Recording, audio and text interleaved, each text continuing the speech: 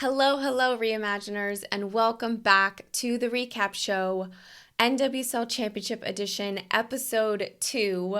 This is our second episode in 3 days, and we are loving it. We hope that you are too.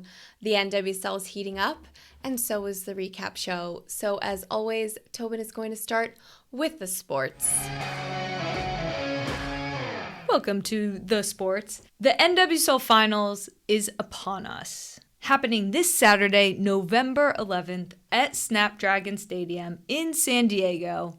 The fourth place team, OL Reign, are taking on the sixth place team, Gotham FC. Unofficially, this is being called the Battle of the Living Legends, as Gotham's Ali Krieger takes on OL Reign's Megan Rapinoe. And only one of these players will be able to finish their career on top. So for all the fans, they're going to be in all their feels. All right. So for those of those reimaginers out there that are not following really closely and they're going to turn on this NWSL final, I think it would be really fun if we got into Tobin's brain a little bit and you described the playing styles of each of these two teams. Yeah, let's take OL Reign, who I would say is a very organized, very defensively hard to break down team. They play in a 4-2-3-1, which is a very strong structure. They're very familiar with it. The players that Laura Harvey has given kind of the helm of this team to are very seasoned in a game like this. They know what they're up against. They're well organized. They're well trained. And I don't think we'll see anything much different from what we saw in the semifinal game. They will try to exploit on the counter. Where they find their most success in the final third is on crosses, with Megan Rapinoe's service being key and with the likes of Haitama or Balser in the box that can be deadly. This is a team that I don't think has any surprises.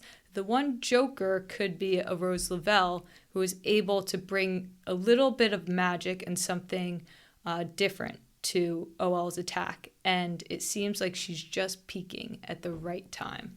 Ooh, exciting. And then we have the baddies. The baddie girls that we've made up. Oh, we don't know if anyone calls them the baddie girls. Yeah. And they seem like a very together bunch. We talked about the vibes.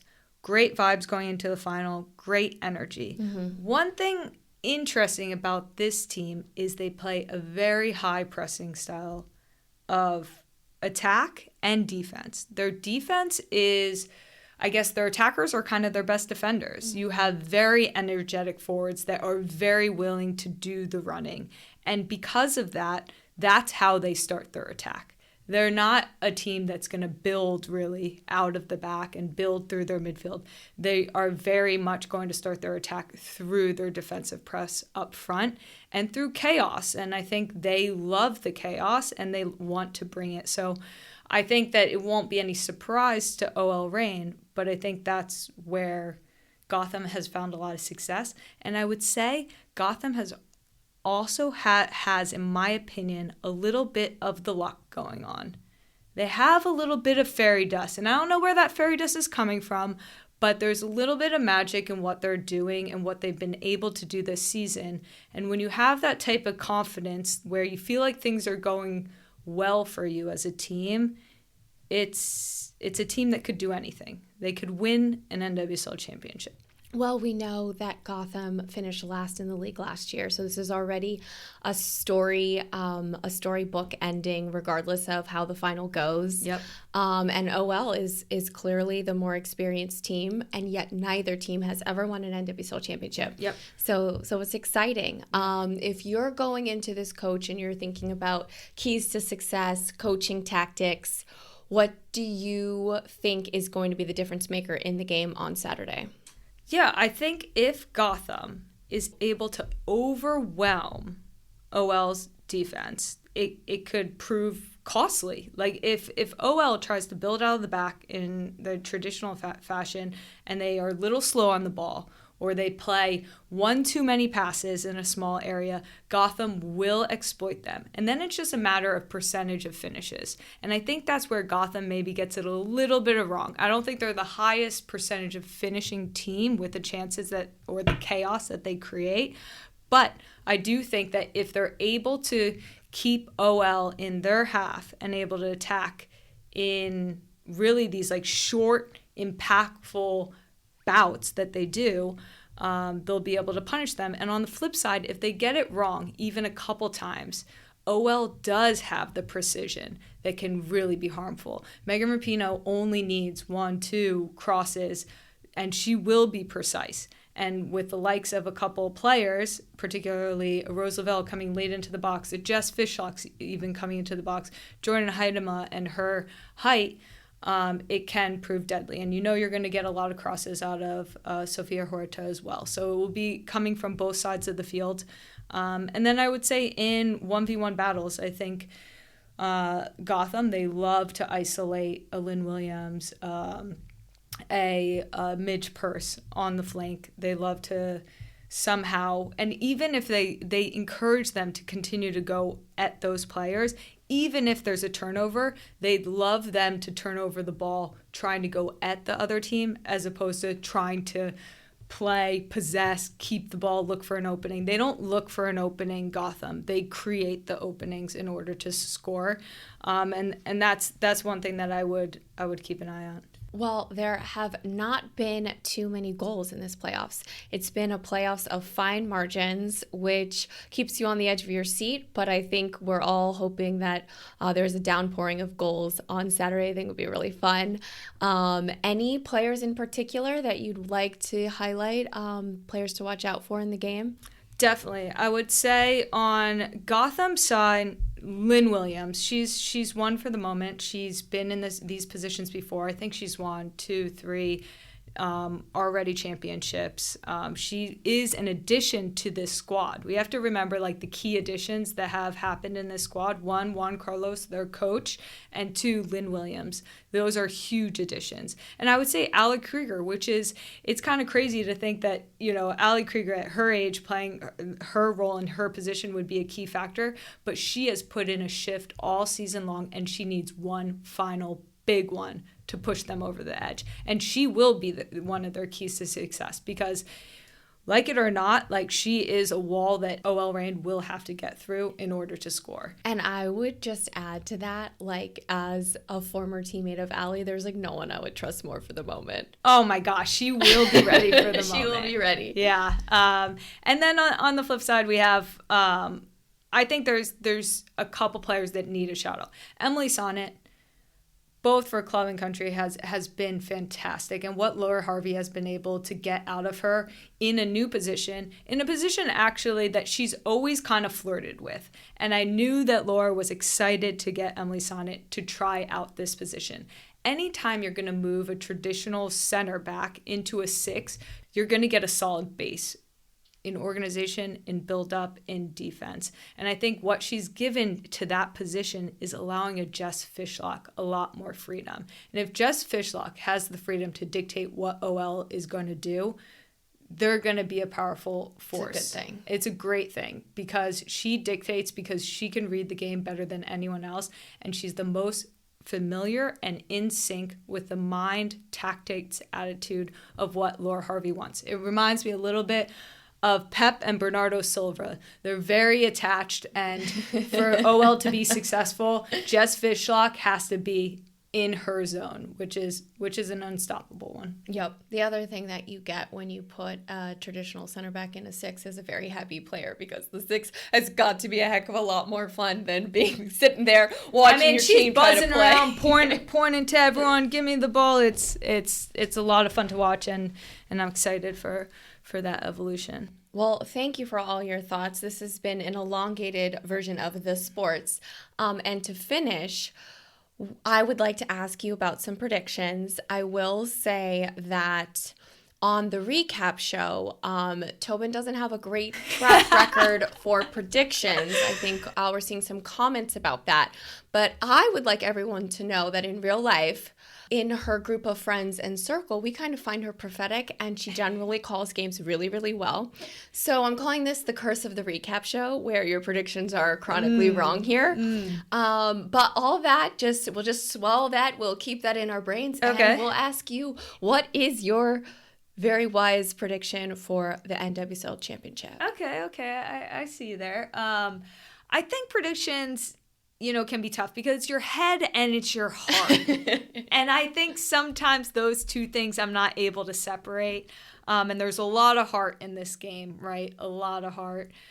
Gosh, I think I will have to go with Gotham on this. And I don't know if it's the Jersey girl coming out of me or something, but like I said, I think they're dancing with some magic, and I don't know where it is or where it's coming from, but it's there, and I don't want to go up against the footballing and the tactics and the experience of an OL Reign, but for some reason that magic in football can be powerful. Well, if you are listening to this on audio, you didn't see my face of shock. And I'm going to go with the psychology here of you have, up till this point, been betting on the best teams and the higher seeds, and you haven't been right. So now you've reversed that. And I'll go with an OL Reign win. Well, at this point, it's like all the Gotham fans are like, no, the recap show curse. So. Oh, true, yeah. Well, I'll reverse that curse or neutralize it. Wait, I love that you're just going with the other team because, there's only two teams. Yeah, I know. Exactly. So I'm just going to go with the recap show curse. That's what I'm betting on. Okay. Wow. But all right. I think now it's time to get into the daily discussion. Let's do it. Hey, everybody. It's Tobin. This episode is sponsored by Element. As a professional athlete, we're always being told the importance of hydration. And it's crucial to not just be hydrated, but to drink electrolytes. So recently, I tried Element, and I loved the way it tasted, and I think it works great. We've gone through a lot of these types of things, and Element by far is one of my favorites, especially into the raspberry salt flavor right now. So if you're ever wondering what I'm actually drinking on the recap show, it's that. You can do other things with Element too, if you want to mix it in a cocktail or to cure a hangover. Not like I've ever had one. But basically, whenever you need a salty electrolyte boost with no sugar, coloring, filler, or artificial ingredients, you need Element. And right now, Element is offering a free sample pack with any purchase. That's 8 single-serve free packets with any Element order. 8, that's a lot.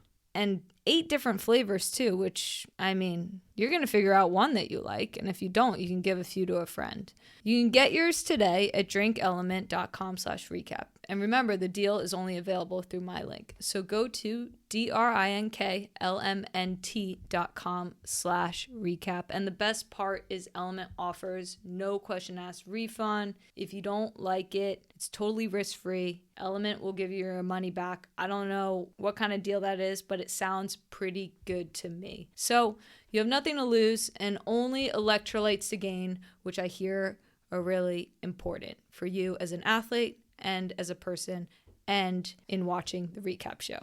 Big thanks to Element. Now back to the show.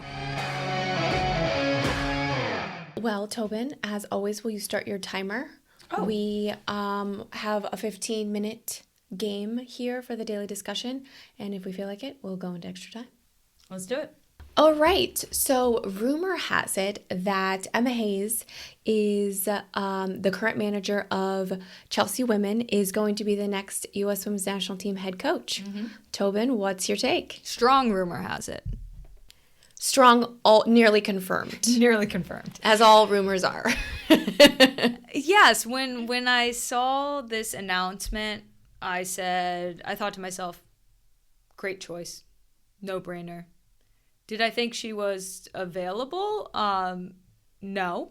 So then I instantly kind of became a little confused as to the timing of when she would come. But when I think about Emma Hayes and the impact she's had on the women's game and the success that she's had at Chelsea, she's a winner. What makes her a winner? And why do you think that's a key quality for the U.S. Women's National Team coach? Well, I think she took a club and she developed a winning style a winning culture. She brought in the players that she saw fit that style, both I think the psychology of the style, but also the physicality, technical style, tactical style. And I think that she, from what I've heard other players say about her, is she's a real coach that advocates for her players, advocates for the game. She is unashamed to want to be the best coach in the world, coach the best team in the world. She thinks she's up for the job. She's not afraid of the task. We know what the task is of the U.S. Women's National Team. We know what the expectation is. And I think having a coach that's coming in that already you get the sense has the confidence to take this team where it is and put it back where the team belongs. Yeah, and speaking of a winner, right? Like, there's no job like the U.S. Women's National Team head coaching job. That's a lot of pressure.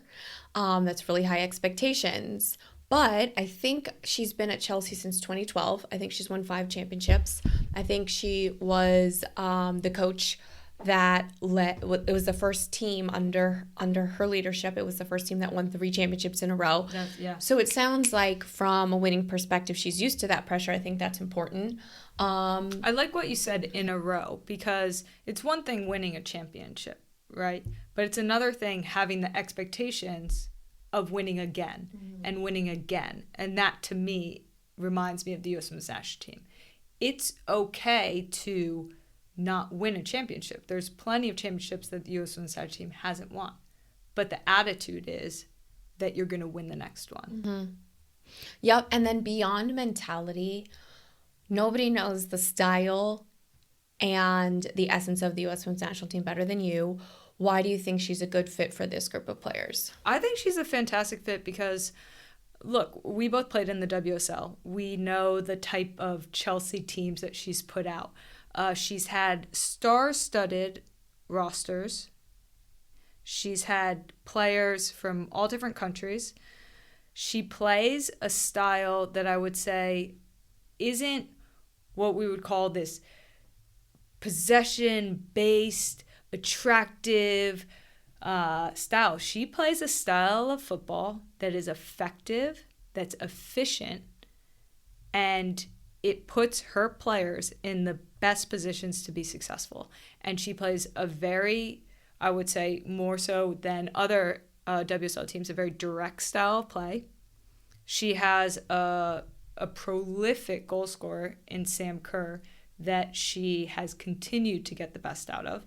She has players all over the pitch, which I would say are from different countries, have different skills, have different expertise, but has brought them together in a singular style and a singular mentality of winning. And I would say of that Chelsea team, the confidence of knowing what you're trying to do and what makes you successful as a team gives a winning team, gives a winning feeling to the entire group. And that collective understanding of the mission, I think she's gone spot on there. And when I look at the group of players that the U.S. Women's National Team has in this cycle and in this transition, I think she's the right person for the job. So you've said 2 very interesting things there. First, she's managed egos. She has high profile, some of the highest paid players in the game. That's what you're going to find on the U.S. Women's National Team. Maybe not tomorrow, but over time, that comes with dominance and being able to be a coach that manages those personalities, those superstars, is essential for the U.S. Women's National Team. Mm-hmm. And the second thing that you said, to summarize, is that the style that she coaches just suits us, right? Yes. And that is a certain style, an athletic, direct style of play. Interestingly enough, I recall when Chelsea played Barcelona in the Champions League final, and you think about Spain winning the last World Cup and having some dominance. I actually didn't think it was a really good matchup. Obviously, they got crushed by Barca. And one thing when I think of the styles of plays, I recall that game going like, ooh, how successful can the future U.S. women's national team be when we're going to be facing a top opponent in Spain? Yeah, I love that you said that, because I think that everybody, football is trendy. The game's changing very fast, like the modern football. And look, we're going into an era where we have this dominance both on a domestic level with Barcelona, but also on an international level with Spain becoming this dominant style currently. It's trendy and right it's connected. now. And it's connected. And I think a lot of people were like, U.S. women's national team needs to play like Spain. And those people don't understand what makes the U.S. women's national team U.S. women's national team. We do have to evolve, but we don't have to evolve into becoming a different team than we currently are. We have to evolve back into our strengths. And that's what I say, know your strengths, and really invest in your strengths, and bring in a couple new pieces. And I think what Emma Hayes knows is she knows the job. She knows where the U.S. women's national team is, what their strengths are, what they're lacking. And it seems to me that she would have a clear understanding of the little things to get back to a position of confidence. Because I think at the end of the day, winning is all about confidence. It's about feeling prepared, feeling like you're on the same page, that you have the same understanding, and knowing that you're better at your opponent than something, and going after that again and again, because that's how you get confidence. And I think there's very clear things that we will be better at than every single opponent, and we have to get back to our strengths. I love that you said that. I think in August after the World Cup, Emma wrote a op-ed for Telegraph. I don't subscribe to Telegraph, so I couldn't read the actual article, but I read a summary of the article, and one of the things she said was that the U.S. team actually looked really stressed. So I think, and that's what we felt. We felt like the first minute of the pitch was stressful to the last minute. And so when you talk about developing a style and knowing, what did you call it? Super factors, knowing your super factors, and believing that you're better in them, that I think was like very apparently lacking this summer. So I really hope that she's able to implement that type of confidence that you share. Yeah, and I think that you can take a feeling like stress, and you can change that into an energy that's actually helpful and doesn't like make us feel like we don't even know ourselves anymore as a national team. But I think that feeling of stress, there will never be more expectations from the outside world for us to succeed than what it feels like when you put on that U.S. Women's National Team shirt.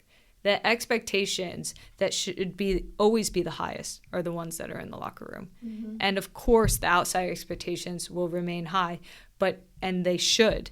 And I think that as long as we know that what will allow us to be successful is if we can find confidence in the things that make us the best in the world. And have a leader that identifies them, trains them, goes after them, and knows the players that have them at the core.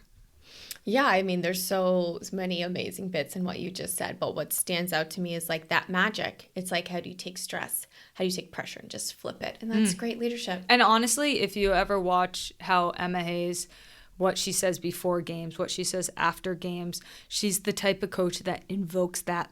And it's contagious. It's contagious to her players. And that's because at the end of the day, she steps out in front of the team.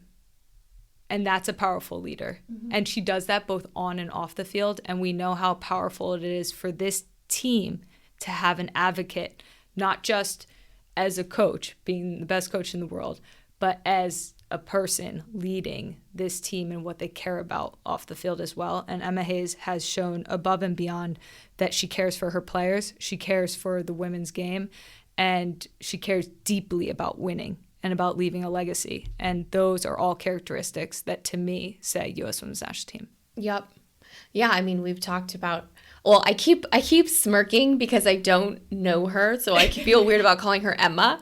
So I keep going like Ms. Hayes. Is that how we should refer to her? I'm not sure. Emma Hayes. But yeah, I mean, we've talked about her before on our show. Because during the World Cup, she maybe it was that she announced that the male coaches at Chelsea have to go through this program. They have to go through an anti-bias training before they even interact with a player. Yeah. And I think it was like a running joke on the show that like anytime when we interact with a man ever, they should have to go through a training session of how to speak to us.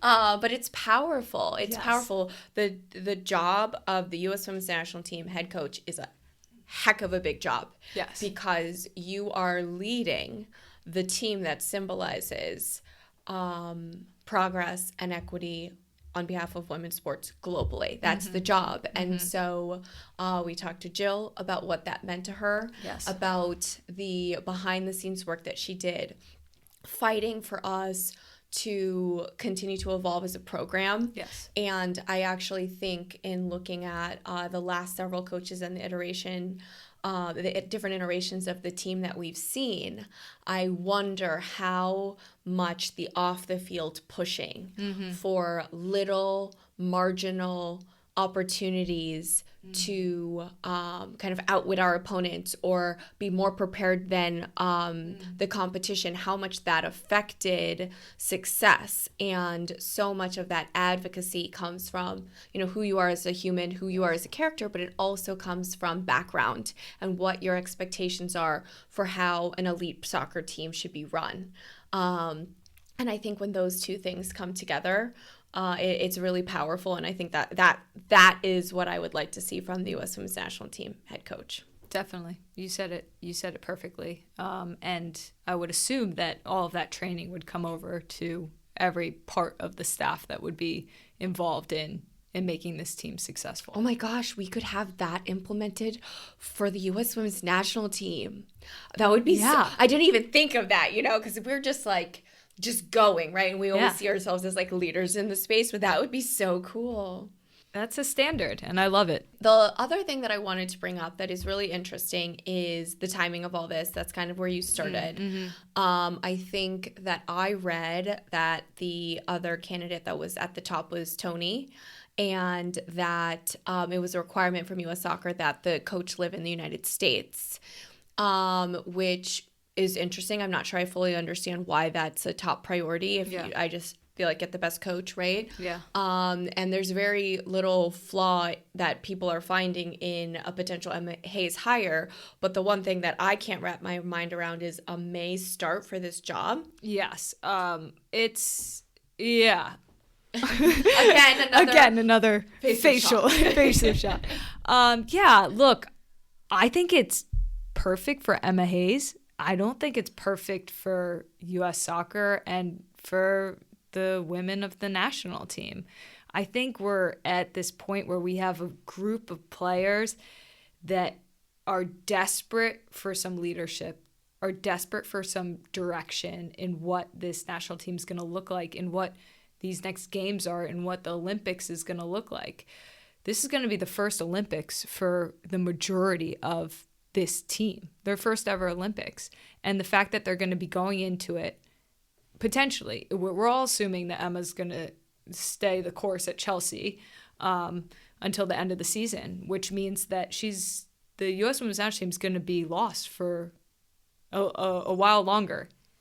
And is that time? That's time. Extra time. Put another 5 on it. For a little while longer, the U.S. Women's National Team is going to be a little bit without direction, and I think that's going to be really tough for the group. But look, I think ultimately we're going to be sacrificing an Olympics. Let's just assume it's a wash. No Olympics for this team, and we're going to be setting our sights on the next World Cup. And that's really hard, I think, for any U.S. Women's National Team fan or even player to grapple with, is this idea that this is a long-term play, because that's what it looks like. She doesn't have the time to go into an Olympics and win. Could the U.S. Women's National Team still win an Olympics with absolutely no coaching? Yeah, of course. And also the Olympics isn't as big of a deal as the World Cup. It's not as strong of a competition for a lot of reasons. But ultimately, it's not a good signal for the short-term development of course correcting what I think is a team that is really lost right now. And if I'm a player, that wouldn't feel right. Yeah, I have a really hard time with that. I think like where I was starting with this is like where are these differing standards coming from? Like the coach has to be committed enough to move to the United States so that they can watch the NWSL. Is that it? Because otherwise we all fly in for camp, right? Like you have to fly in for camp, but it's not important enough that the job is filled now because I can't wrap my mind around us going into an Olympics not to win. So we're definitely going to go in to win. The players are going to be saying, starting today, we're going to win, we're going to win. But it's like developing this almost like falsehood of like not being prepared for things, but still that's not going to be acknowledged or spoken about. And so you're going to go in with the same attitude and the same expectation to bring home gold, and you're not going to be prepared. And I feel like that was a situation we've already went through, and I really don't want the team to go through that at all. And you know, I mean, you've won 2 Olympic golds, and that matters. Like that's on your resume for the rest of your life.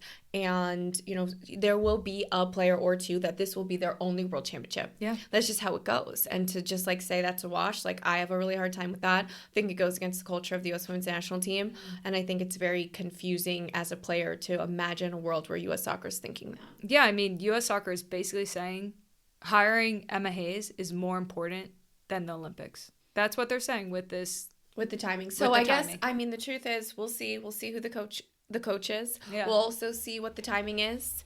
I don't think it's a job you can really do part-time, but for the next 7 months. Honestly, Chelsea's not going to want that either. Yeah. They're not going to want that distraction. They have big ambitions this year. She still has a trophy that she has yet to win, that she's going to want to win, which is Champions League with them.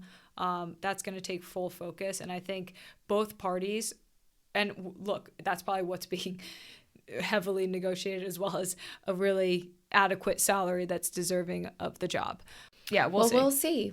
We'll see. And I think no matter what, it's exciting times. It's us talking about the future instead of the past, so I like that. Yeah. And I think that's the end of the daily discussion.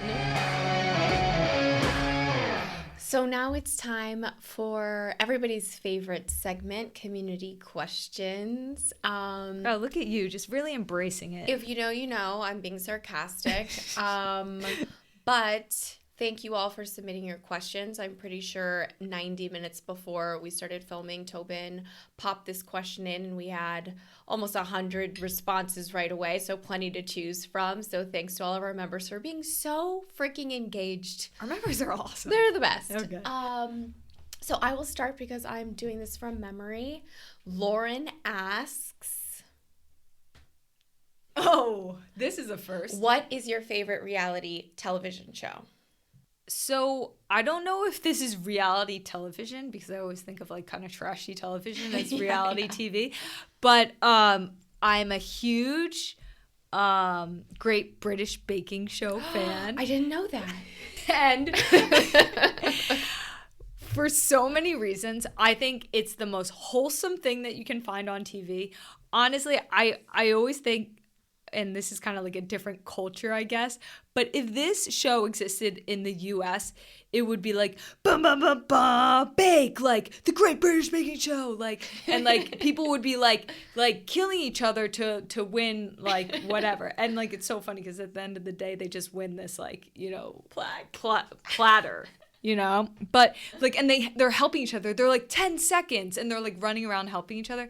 It's the most wholesome thing in TV. Okay, I will say that lately they have got a little risque on their jokes. They always like, they're always a little wholesome-ish, but I just love it. It makes me feel so good. It makes me believe in humanity. It makes me believe in like the best of people, and like it's just so simple. Like it feels like life is so simple there in the tent. It's so great when we see someone like struggling and then a different baker comes running over to like help them. Oh my gosh. Like it's just like mind blowing for us as like American competitors. And then when they win like Star Baker or something, and they call their family and they're like, I want Star Baker. And like they're crying. Their family's like so proud of them. And I'm like, what world is this? What world is this? Can we go? Anyways, great TV show. Jillian asked, Kristen, you posted a photo of Tobin washing the car. Do you help out? Oh, Jillian. Little do you know that I wash the cars. And there's a reason for that. Mm-hmm. First of all, our cars are notoriously filthy. And secondly, we were looking into blue zones. And blue zones, for those that don't know, are areas in the globe where they have the highest population of people that live over 100. And no, not really trying to live to over 100. That's not the goal, but it's to live vibrantly. Mm. And something that was really interesting was this concept of moving freely. And in a lot of these places, they don't rely so heavily on help and tech and all the perks that we have that we think are so great. They sweep their own floors and they wash their own cars and they walk up and down the stairs a bunch. And like those types of movements actually help with your body having range of motion and being well.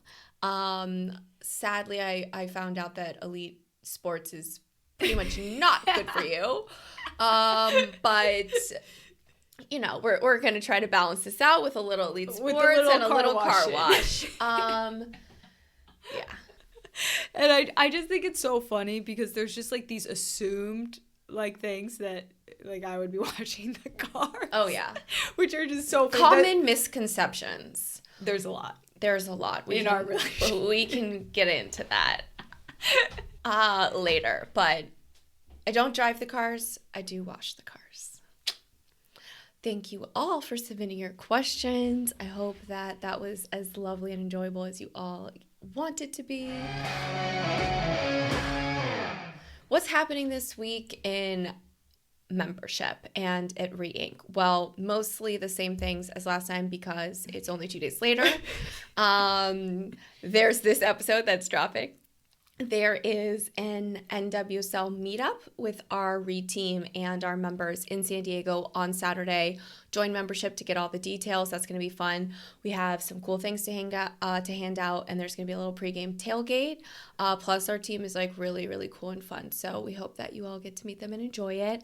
And then, really importantly, we have a big collection dropping next week. Reimaginers United, as Tobin is currently wearing.